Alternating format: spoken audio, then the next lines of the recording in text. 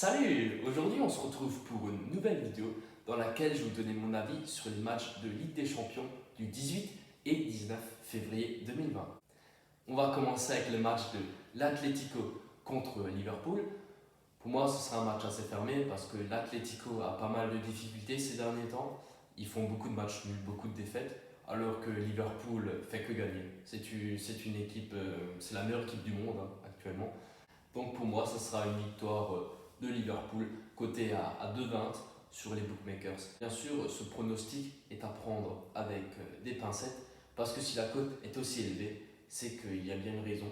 Donc modérez vos mises et jouez seulement l'argent que vous êtes prêt à perdre. Le second match, ce sera Atalanta contre Valence.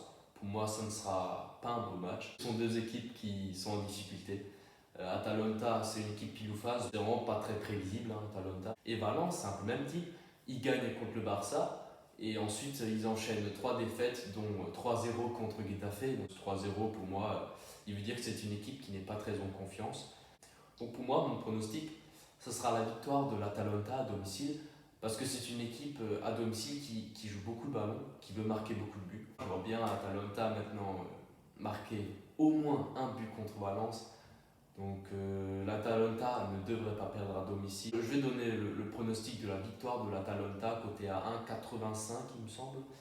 Donc voilà, bien sûr, prenez ce pari également avec des pincettes parce que c'est une victoire et je ne suis pas sûr à 100%. C'est juste mon avis.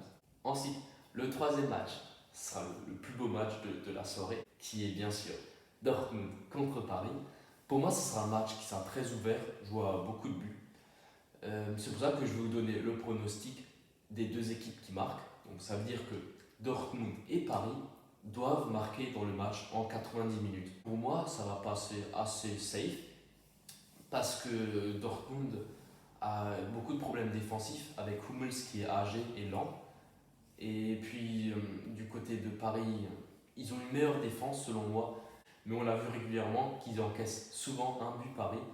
Lors de leur dernier match, ils se sont toujours pris un but, comme contre Lyon, le 4-2, ou contre Dijon, 6-1.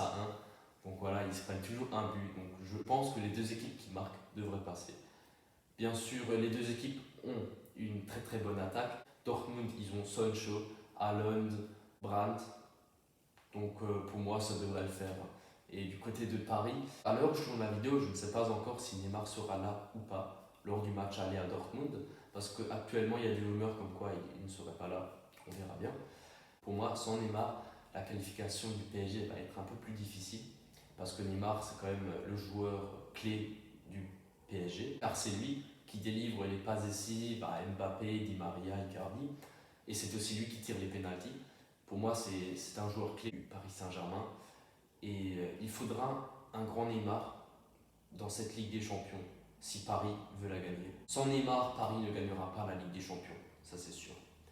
Donc j'espère qu'il sera là lors du match aller. Ensuite, le dernier match, ce sera Tottenham contre Leipzig.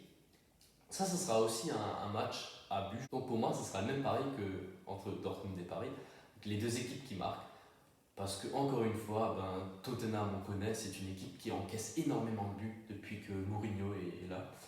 Et je pense également qu'ils vont de nouveau encaisser minimum un but contre Leipzig. Parce que Leipzig, ils ont une très très bonne équipe avec Forsberg, Werner, Poulsen. Voilà, pour moi, ils ont une équipe très offensive. Tottenham, c'est pareil, ils ont une très bonne équipe offensive avec Son, Lucas. Pour moi, il y aura bien les deux équipes qui vont marquer. C'était mes avis sur les 4 matchs de Ligue des Champions du 18 et 19 février 2020. J'espère que cette vidéo t'aura plu, alors abonne-toi. Ciao!